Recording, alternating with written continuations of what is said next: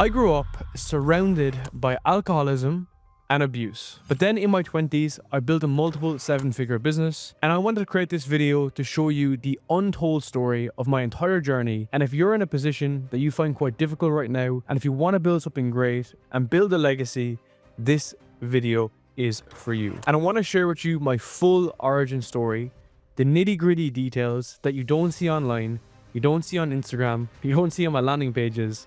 But I'm going to share with you absolutely everything that got me to this position today, and exactly what you need to do in your business and your life to follow a similar path and to build a business that you truly love. To give you the full context, I'm going to take you all the way back to where it began and where it started for me. So I'm, as you can probably tell, an Irish guy.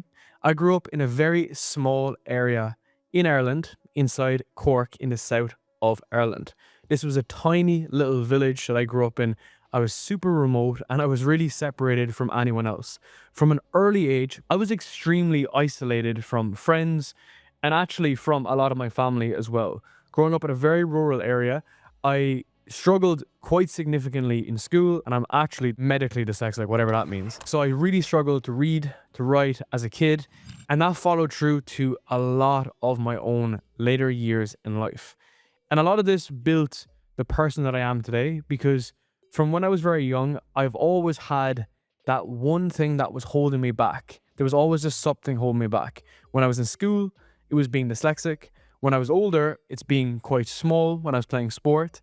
And all of these things really held me back and prevented me from breaking through and doing what I actually wanted to do. And on top of that, I lived in such a rural area that it was genuinely such a depressing environment that I grew up in, that I didn't know how, I didn't know when, but all I knew was why I wanted to leave that scenario.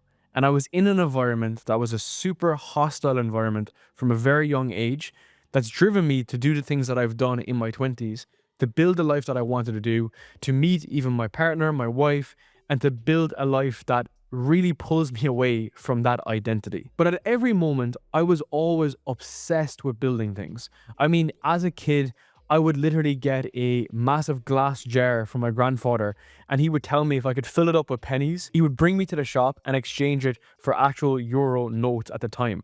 And it was the first time that I was kind of seeing how my inputs equals my outputs equals the outcome that I wanted. And I was always obsessed with creating things, selling things, finding things that I could sell, even whether it was like Yu-Gi-Oh cards, match attacks, whatever that might be. It was a process of getting something, building something, and quite frankly, arbitraging something that I could sell later on. And that was the stuff that I really clung to as a child. And I mean truly obsessed over, which meant as I got older, in my late teens, I started getting really obsessed with how could we actually make money, because I grew up in a household with very little money. At every single point, we were significantly under the average wage, and there's no doubt about that, which meant I always had this desire in myself to make money, to build something, to have freedom. It was always ingrained in me because I didn't have it. And when you know what pain feels like, you know exactly what you're running from, which is why in my late teens is when I first started to actually build businesses that really showed me it was possible. And before the age of 23 years old, I had 3 failed businesses that honestly really shaped me as a kid. And I think I really want to go into details on this, because you may be in this position right now where you feel like anything you're doing, anything you touch doesn't work. Whereas as a kid in my late teens, I started running events, and that's when my first time I started to actually interact with how could I actually build something? How could I actually make money? And we started running like club events, teen events, nightclub events, and that was the first time I was able to actually touch something that generated actually money. Now, remember, up until this point, nothing I had done had ever worked. School, I was absolutely terrible at. I scraped into university at the skin of my teeth, and I got into this like hybrid version of computer science. But nothing really clicked. I didn't enjoy it. I didn't love it. But when I started to build stuff for myself, that's when things started to finally click. And as a kid, especially from Ireland, I was largely a massive degenerate who enjoyed partying, enjoyed going out, enjoyed talking to girls. Of course you do in your late teens. And that is exactly how I started actually building my first actual business. But the issue was I didn't have the skill. I didn't have the experience. I didn't really know what I was doing, but I kept throwing the kitchen sink at it over and over again. So before the age of 23, I also went on to have a clothing store. which I ran out of London when I lived in London. I was working for a bank in London at the time, doing an internship that I absolutely despised. And I remember vividly how I knew I was never going to go back there was because the first day that I went in, I walked into this massive office and I looked down the corridor and all I see is a bunch of men that were, quite frankly, all overweight, bald, sitting down, hunched over, either working or eating at their desk. And I just thought to myself, this will never be me. I went back to my apartment and built my first e-commerce store at the age of 21, 22 years old at that point, and I knew I needed out. The first time I'd built something, this was the first time that it was actually real, and we were bringing in clothes from Italy, specifically vintage clothing from Italy. And I was looking at my first time, how could I actually build a brand, scale it, and actually make money? So in my apartment in London, I literally had all of these things built up, just boxes in stock, random things. But it started to work. We were making sales. We were making consistent sales. And this was the first time that I actually was like going to bed, actually making sales. And I'd wake up in the morning, run down to the post office, package everything up, and actually send it out myself. And it gave me confidence knowing that I can do this. But the thing is, e-commerce and any cash flow business like that, that's very dependent on cash flow, is tough as hell to actually scale.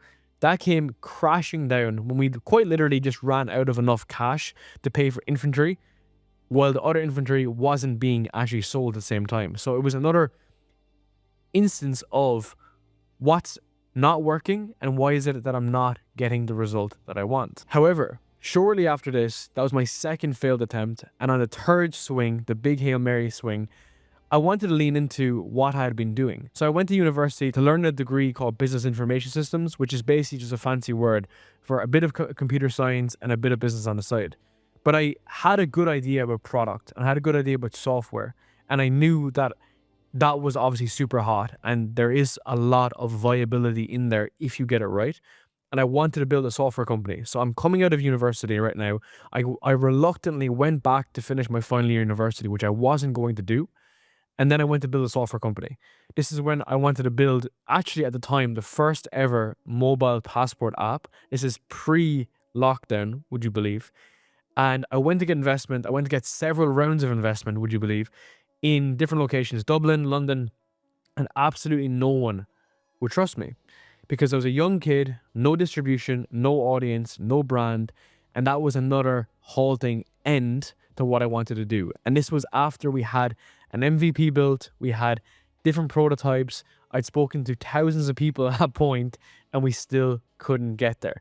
Now, to put into perspective as to what we tried to do, I was in Dublin Airport, the departure lounge at the weekends of my 9 to 5. And I would literally be standing in departure lounge asking people, do they want to use this app? Because they were coming through departures.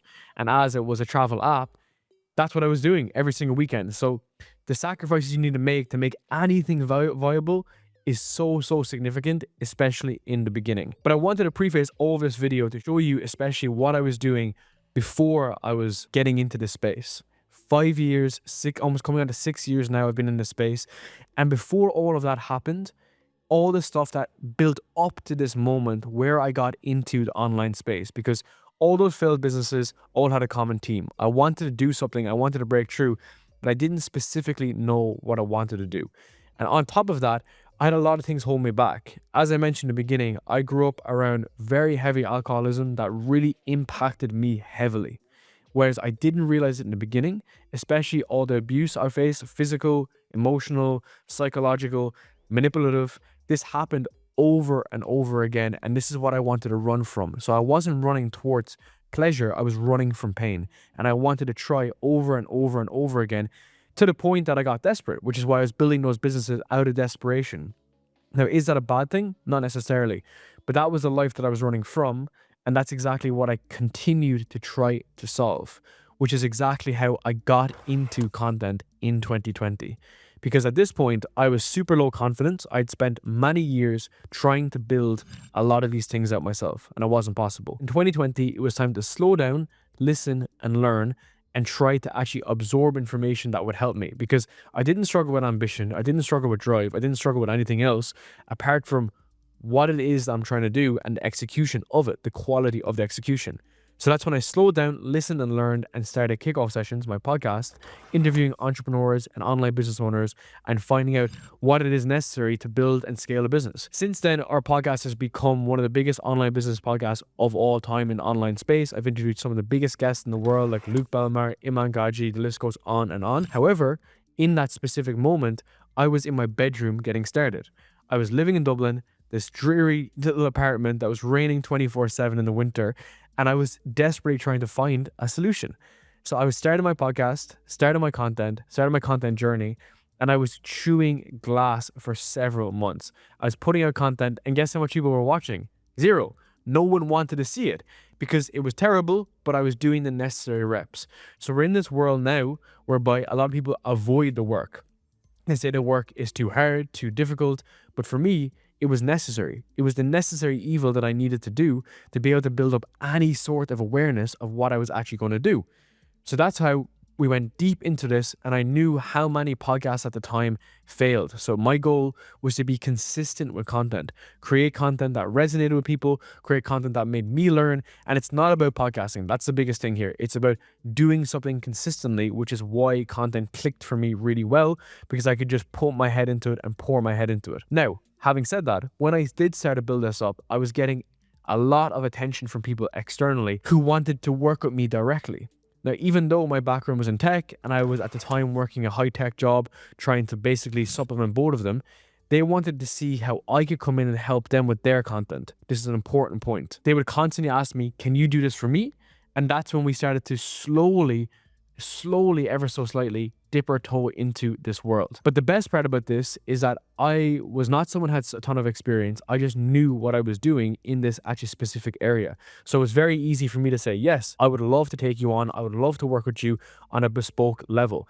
And that's when we started firstly consulting with businesses on their actual podcast. And I would help them with all their marketing, all of their background, specifically to allow them to scale up. And we were working with some of the biggest companies actually in the world specifically, all through NDAs, which was crazy. And all I was doing was advising them on a content strategy to help them actually build their business. So I knew something was clicking. Time was ticking in my 9 to 5. I knew I wanted to do something different. And this was the actual moment. At this point, I'd recorded maybe 50, 100 podcasts. I'd released thousands of clips, thousands of posts, and I knew, okay, there is something in here that I can monetize and I can scale. So this is when our small little consulting business moved into an agency, because what happened was I started working directly with clients, entrepreneurs that were 7-figure business owners, and they would have the toughest time ever implementing the content strategy that I would help them with. So I just said, hey, I'll do it for you. So all of my editors for my own content, they became the editors for these clients. So this is going from 2021 into 2022 at this point. And I've been recording content for quite some time, but I knew something was holding me back. And what was holding me back was alcohol, because I'd grown up in an Irish environment where alcohol and going out and partying is just normal, that's just a normal reaction that you do. You just wake up, you party, you go out, you get on with it, you recover, and you spend half the week recovering from alcohol. You spend the next week planning the next event to drink alcohol. And I knew that was holding me back. So in 2020, I moved to Singapore. I got out of my normal routine. I left what I was doing initially, and I moved to Singapore. And that's when I went all in on my content. I quit alcohol, and I only initially planned to quit alcohol for like a month or 2 months.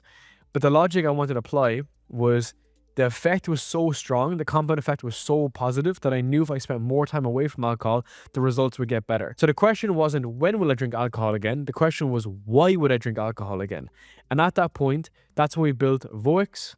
That's when we started our agency, and that agency still runs to this day. It started off a complete service-based offer, just helping creators and entrepreneurs grow their YouTube channel with podcasts and YouTube videos. That agency, since I gave up alcohol, we grew from like $0 to $30,000 in around 3 months, 4 months, and we rapidly grew, kept growing from there.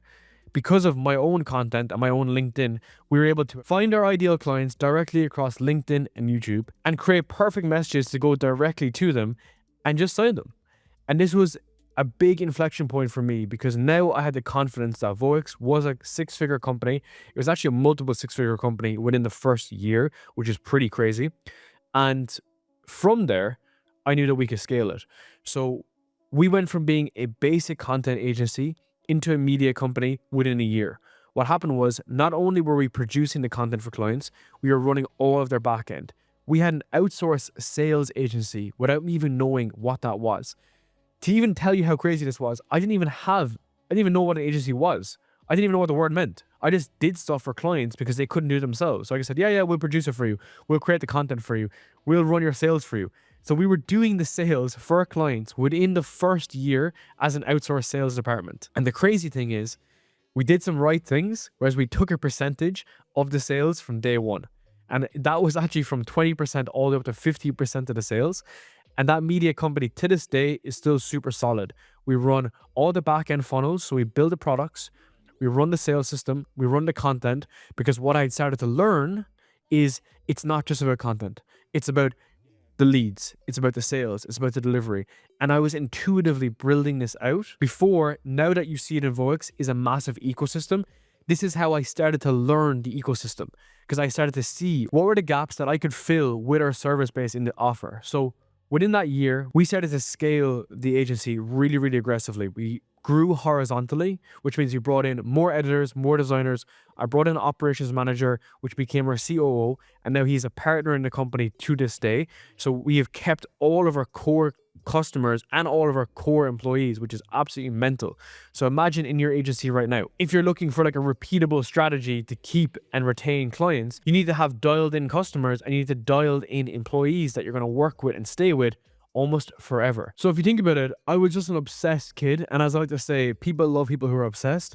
And that's why it grew. People took a chance on someone who's young, obsessed, and willing to actually do the work. And as part of building a core, I started to see these small mechanics of what it is you actually need to scale a business, what it is you need to use after the content being created to have an amazing offer and have an amazing sales process. This was super, super important, because if you go all the way back, when I'd started all my podcasts, I was actually minus 10K in debt, and I needed to find a way out, which was content. So content was my way out. I was massively leveraged with credit card debt because I was coming out of university and I had no money and I had literally no idea what I was doing as literally a child. So I had all of this debt, no idea what I was doing, but the content was what created the opportunity. I had opportunity for my own content. We started producing it for people, and then we were creating opportunity for them. But we weren't making that much money, and either were our clients on the back end, because we had to start to dial in their offer and their sales process. This realization didn't really come to later on until I had to figure out exactly how you can scale something to 7 figures and multiple 7 figures. Like, that was my goal from the very beginning, to have a huge impact, to help business owners scale profitably and aggressively, but hit that infamous 7 figures mark. And there where we are is multiple 7 figures from there. So what we took a look at was, what was the reason why we weren't growing further? And it's because with our agency, it is a good business model, it is predictable, the revenue model is really good, but we could only scale horizontally. And that's when we realized our CRM was absolutely huge. We had a bunch of people that wanted to work with us, but they simply couldn't. They couldn't work with us because we didn't have an offer for them. We didn't have something that was scalable, repeatable, and enjoyable for them to work with. So myself and my new co-owner, Tom Spark, we sat down and said, how can we crack this? Tom's background was in education. My background is obviously in content and software and everything. So I knew that we wanted to do something that was scalable, and that's when we built the incubator. Our incubator is our education business that helps business owners scale their online business with content. And we thought, okay, this was it. But a very funny point happened. In the beginning of the incubator, the first version, we only help people with content. Simply that. We'll help you create great content and build your authority online, whatever the hell that means. Myself and Tom launched it together as a team. And straight out the gap, we sold every single spot in the first cohort within the first week because we had demand. Now I started to realize that distribution on its own is amazingly powerful once your offer is dialed in. So we had the incubator, it was scaling, it was working really well. It was making anywhere from like 30K to 40K a month pretty much straight away, but we needed to make it better. And this is an important point. The offer was the most important point, and we started to refine it over and over again. So in the beginning, we were only helping creators grow their content. And then we made a very, very important switch. We moved and we pivoted to helping business owners scale their business with content. That important point turned our business from a 7-figure business into the capacity to be an 8-figure business. And now where we are, we're on path to get there because of one simple thing. We solved a painful problem for a specific user that's easy to find online. Business owners, pretty damn easy to find online. We're able to directly target them. So our total addressable market went from being this tiny market to this huge, huge market, which meant we could do a pretty bad job and still absolutely crush it. So we changed our program once again. We made a second adjustment. We built out a better incubator that was more refined, more targeted, more clean, helping business owners scale their business with content. And the funny part of this is I was very hesitant to move into education because I felt that there was no LTV, like lifetime value of clients. I thought that you would sell to them once and that would be it. But something crazy happened. Once we built out that program, we had many people graduate. So they went from making, let's say, 5K a month to 30K a month, and they had finished the program. It basically finished. It was over. And they would join the calls and they would be with new people. So they weren't getting much value from it because they'd finished. They'd gone through 6 months and they'd finished. And that's when we moved into our second offer, my back-end offer, which is called Apex. This is where I work one-to-one with entrepreneurs to scale to 7 figures. I work directly with them to help them with their sales process, their content, their offer, because that's what we discovered, which was you need to have 3 different components: the offer dialed in, a content system that generates leads, not likes, and a sales process that converts people very easily and cleanly. So that was a very hands-on for me, and I could see these huge breakthroughs with clients because many clients who didn't want to work with us in the agency because they weren't at 8 figures a year, they wanted to finish the incubator, but they needed more help. So our one-to-one care happened here, and it was a huge breakthrough because people would come in, we'd help them scale, we'd help them with setters and closers, maybe, or if they didn't want to do that, they just help them with the offer, having the right content and working with them actually hands-on. And it was an amazing breakthrough. So the education piece for us was a huge unlock to get to that next layer. And a lot of my mentors, because I invest a ton in education, they were doing a lot of in-person events. And this is when I realized that, look, we can have even a better breakthrough, a bigger breakthrough with clients by being in person with clients. We ran our first mastermind at the start of 2025, and we've ran 3 events since, which has been wild. 3 masterminds in 2025 alone, which was crazy because in that short period of time of 9 months, we've helped over 70 business owners in person get huge breakthroughs, and the biggest unlocks happen in person. So our ecosystem blew up, and that's when our ecosystem model was designed, because we now have a done-for-you core agency. We have education business for people that are getting started as a 6-figure business owner. We have a 7-figure mentorship program. And if you think about when we started, I would have never dreamed that our company Voix actually was able to piece all of this together. It became this one clean piece that it all combined. And the best part about this is the events and in person just completes the ecosystem, because part of the ecosystem is that you have free content. And that is basically our mechanism, is the free content is better than most people's paid content.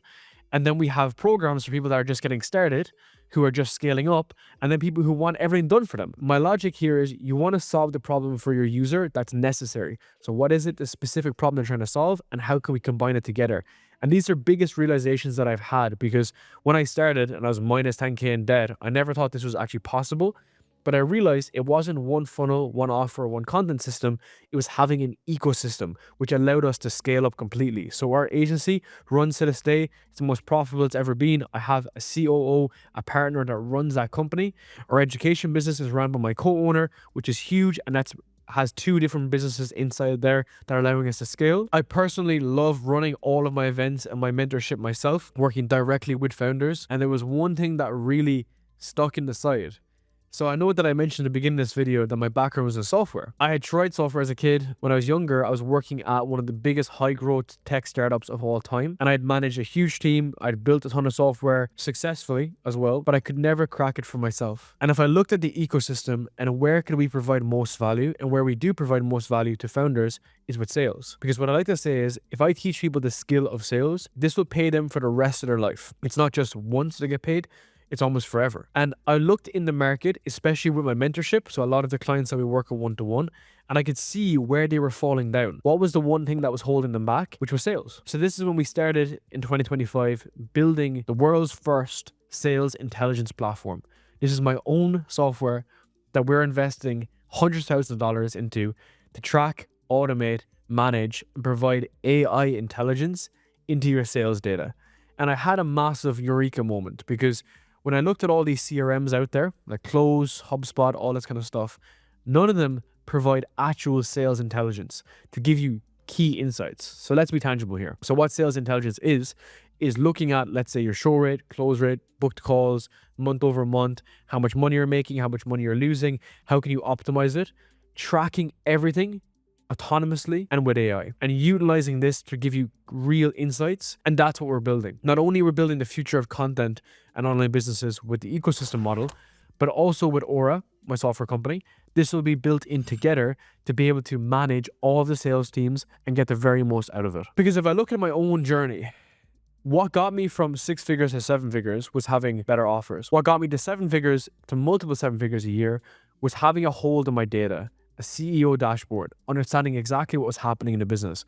How many calls we're taking, sets, closes, revenue, all those nitty gritty, boring details that you're currently avoiding is what gets you to the next level. And this software is going to be its first best in class, because in this online business kind of guru cowboy space, a lot of guys who are trying to build software have no background in software. I did a degree for 4 years. I worked in tech for 5 years. I think I have an advantage than someone who's just getting into the space right now with some go high level white label. And part of the ecosystem is everything is a connected piece. There is nothing that's lacking between your offer, your content, and your sales process. So right now, where you are in your business, you might be lacking one of 3 or all 3. So you can have the best offer in the world, but if you don't have content and traffic to get there, it means nothing. You could have the best content in the world, but if the offer sucks, it doesn't matter. And you could have your offer dialed in and your content dialed in, but if you can't close a deal, you're absolutely screwed forever.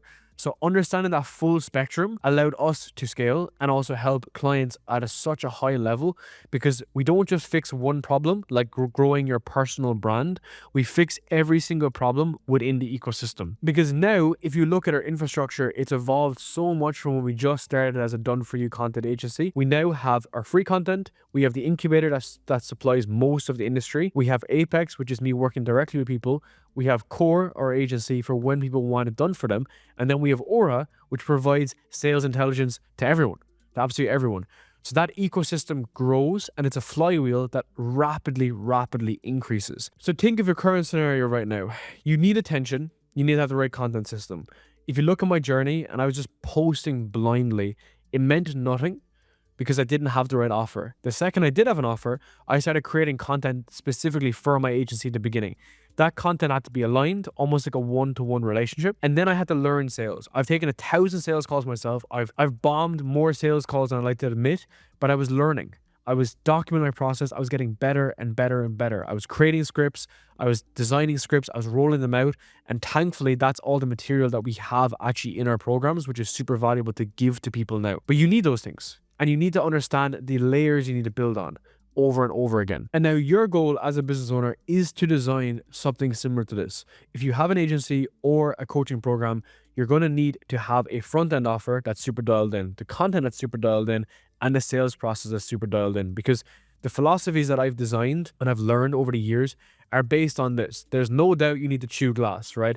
I am a big proponent of doing the work, the dirty work that you don't want to do, the unscalable work, because someone read Naval Ravikant's book and they said you shouldn't do unscalable things. That's not the case. You got to get your hands dirty. You got to really just get through the shit phase, not going to lie, especially in the beginning. Because you're not actually broken. You don't actually not know what you're doing. You don't need to listen even to your parents or your friends. You're just 1 degree off. You need to realign on all the points in the ecosystem that I've been emphasizing. You need to figure out which is the constraint and what's actually holding you back. Because if you can solve why you're 1 degree off, everything is going to be more straightforward. It's that small change you need to make that we realign with clients 24/7 that makes the massive indent into their business. Because it's not about getting things right in the beginning. It's about being constantly refining the process over and over again. And think of everything as a connected system. The reason why we broke through is because I did not hold my deep beliefs as if I was dying on a stake because of it.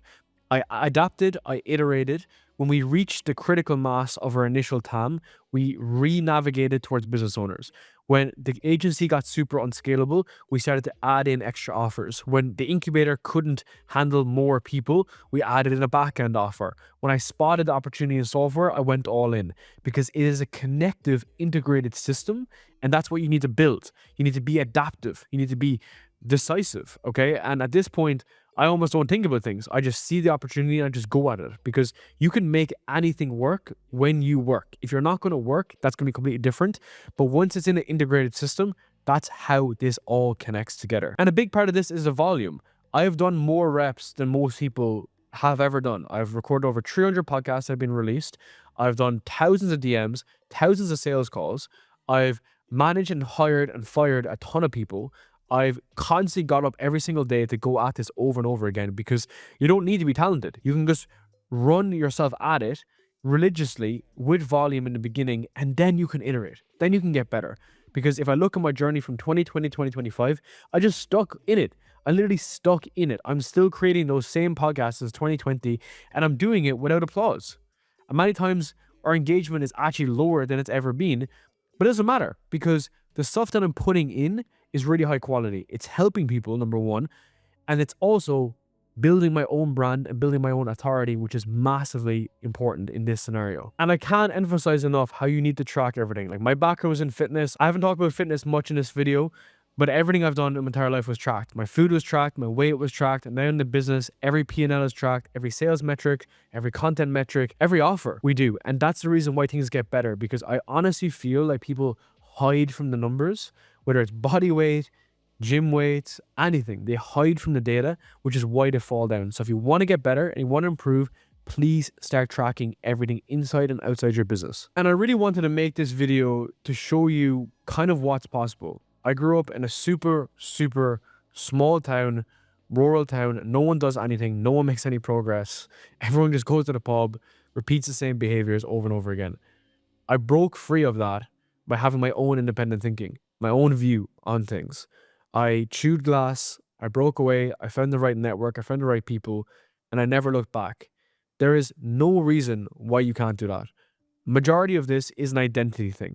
I identified myself as a business owner and entrepreneur very young, and I stuck with that even though I just met resistance over and over again. Making those changes allowed me as a person to evolve, allowed me to become the person I wanted to be, allowed me to take a risk and take chances. And there kind of is no risk, not going to lie. The only risk is staying the same. My old mentor said to me about ROI, and people think ROI means return on investment. It's actually the return on inertia. It is the effect if you do not make a change. So before you look out and you want to do the same thing as everyone else, think of it. You will have a guaranteed life of mediocrity or the chance of getting every single thing that you want. Absolutely every single thing you want is on the other end of trying things, experimenting, being cringy, being weird, and then all of a sudden things click. And that was a journey for me, and I felt like that I lost a lot of friends along the way, and rightfully they weren't my friends in the first place. They wanted to be there when I was in a certain position, and they could put me down and put me in a box. But the person that you are and the person you identify as, you attract. I have an amazing team, amazing wife, amazing network of people, amazing clients that I love dearly. And that's what you need to remember as to what is important, what is truly important when you do this thing. And as I like to say, everyone laughs at you for starting, ignores you when you're stuck, but claps for you at the finish line. And I will be there clapping for you at the finish line and supporting you along the way and supporting you when you get started as well. Because this game is not easy, but it is the most rewarding thing that you can do in your life. And I wish you the best, and I hope this video landed for you. Thank you.